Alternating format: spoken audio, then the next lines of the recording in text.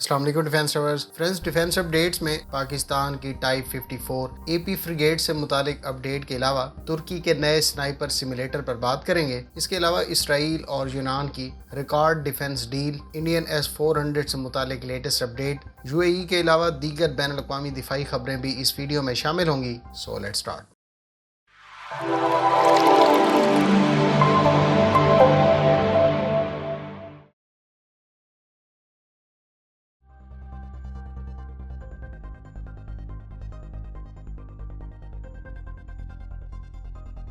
Friends, متحدہ عرب امارات میں بیسڈ کمپنی اسٹریٹ گروپ نے 4 نئی آرمرڈ ٹریک اور ویلڈ وہیکلز انویل کی ہیں۔ اس میں ایک Storm electrical powered amphibious track vehicle جبکہ 3 4x4 mine resistant ambush protected vehicle شامل ہیں۔ Storm fully electric tracked amphibious vehicle کی اگر بات کریں تو یہ 2500 ہارس پاور الیکٹرک موٹر کے ساتھ پاورڈ ہے۔ یہ وہیکل 140 km/h کی سپیڈ سے موو کر سکتی ہے۔ اسی طرح سے اس کو 90 km/h کی سپیڈ پر 3.5 گھنٹوں کے لیے آپریٹ کیا جا سکتا ہے۔ پانی میں اس وہیکل کو سنگل واٹر جیٹ سے پروپیل کیا جاتا ہے اور پانی میں اس کی سپیڈ 30 km/h اور انڈیورنس 4 hours بتائی گئی ہے۔ اس وہیکل میں 3500 کلوگرام پے لوڈ کیری کیا جا سکتا ہے، تاہم پانی میں 2000 کلوگرام تک کے پے لوڈ کی کیپیسٹی ہے۔ اس وہیکل پر اسمال آرمز سے پروٹیکشن بھی کریو ممبرز کے لیے فراہم کی گئی ہے۔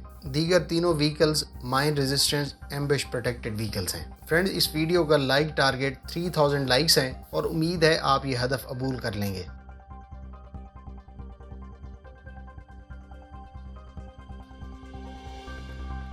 ویورز، دی ہندو کے مطابق انڈیا اس سال کے آخر تک Russian made S-400 air defence system receive کر سکتا ہے۔ اس سے پہلے فروری 2021 میں S-400 بنانے والی رشین کمپنی کے آفیشلز نے بھی کہا تھا کہ اس سال کے آخر تک اس سسٹم کی چند بیٹریز انڈیا کو ڈیلیور ہونا شروع ہو جائیں گی۔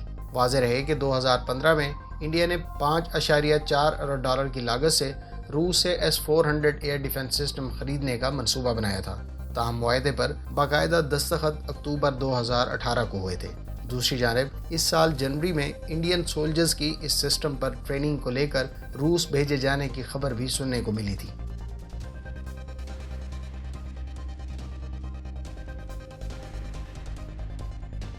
فرینڈز، ترک کمپنی ہیولسان کا تیار کردہ سنائپر سیمولیٹر جلد ترک کمانڈوز کے ٹریننگ سینٹر کو فراہم کر دیا جائے گا۔ کمپنی کا کہنا ہے کہ ترک سیکیورٹی فورسز کے فیڈ بیک کی روشنی میں سیمولیٹر کے پہلے ورژن میں اپ گریڈز کی گئی ہیں۔ کمپنی کا دعویٰ ہے کہ یہ سیمولیٹر نئے سنائپر پرسنل کو ایمنگ، ڈسٹنس ڈٹرمینیشن، بینوکولرز ایڈجسٹمنٹ اور شوٹنگ ٹیکنیکس کے لیے ٹریننگ انوائرمنٹ میں استعمال میں مدد دے گا۔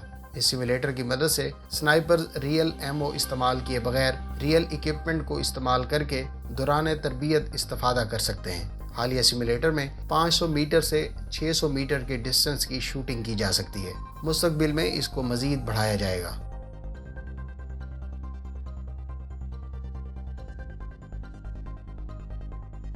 فرینڈز، اسرائیل نے یونان کی ایئر فورس کے لیے انٹرنیشنل فلائنگ ٹریننگ سینٹر قائم کرنے کا معاہدہ طے کیا ہے۔ $1.65 ارب کے اس معاہدے کے تحت اسرائیلی کمپنی Elbit system Greek air force کے زیر استعمال T-6 trainer aircraft upgrade اپ گریڈ کٹس، تربیت، سیمولیٹرز اور لاجسٹک سپورٹ فراہم کرے گی۔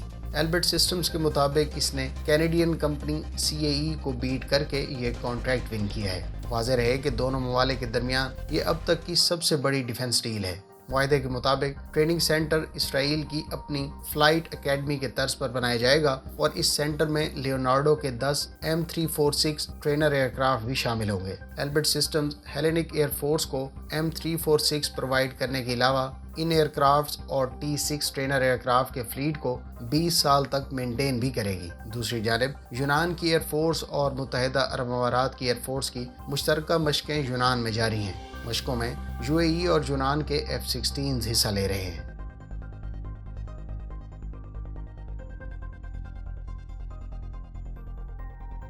فرینڈز، یہ تو آپ جانتے ہی ہیں کہ پاک نیوی کی چین سے آرڈر کی جانے والی 4 ٹائپ 54 AP فریگیٹس میں سے پہلی 2 اس وقت ویپن اور سسٹمز انٹیگریشن کے پروسیس سے گزر رہی ہیں۔ ان 2 شپس کی نئی تصاویر ریلیز کی گئی ہیں۔ تصاویر سے یہ اندازہ لگایا جا سکتا ہے کہ ان شپس پر ویپنز، ریڈار اور سسٹمز انسٹالیشن کا کام کافی حد تک مکمل کیا جا چکا ہے۔ लिहाजा अनकरीब इन पर सी ट्रायल शुरू किए जाने के इम्कानात हैं। इसके बाद ये शिप्स इंशाल्लाह पाक नेवी में बाकायदा कमीशन कर दी जाएंगी। हालिया तस्वीर को देखकर बहुत सी चीज़ें वक्त के साथ साथ कन्फर्म होती जा रही हैं, जिसमें SR-2410C 3D ईसा radar, type 517 air surveillance radar और YJ-12 supersonic anti ship cruise missile काबिल जिक्र हैं। फ्रेंड, मेरे ख्याल से ये दोनों शिप्स मुमकिन तौर पर सितंबर 2021 में पाक नेवी के हवाले कर दी जाएंगी और इसके बाद फिर पाक नेवी के क्रू मेंबर्स इस पर ट्रेनिंग हासिल करने के बाद इसको बाकायदा नेवी में कमीशन करेंगे।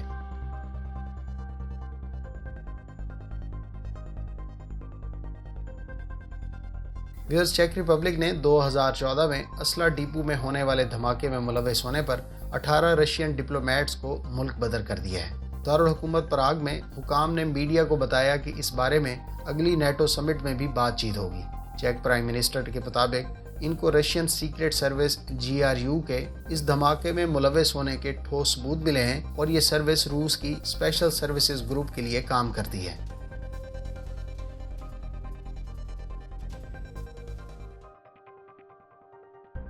नाइजीरियन नेवी ने हाइड्रोग्राफिक रिसर्च वेसल रिसीव कर ली है। याद रहे कि इस वेसल से कोस्टल और डीप सी साइंटिफिक रिसर्च और स्टडीज़ के अलावा एक्सक्लूसिव इकोनॉमिक जोन्स की सर्वेलेंस, फिशिंग कंट्रोल, बोट्स की असिस्टेंस और सप्लाईज के अलावा शिप्स की टोइंग का काम सरंजाम दिया जाता है। ये शिप 20 दिन तक की इंड्योरेंस, 4400 नॉटिकल माइल्स रेंज और 50 क्रू मेंबर और साइंटिफिक स्टाफ को अकोमोडेट कर सकती है।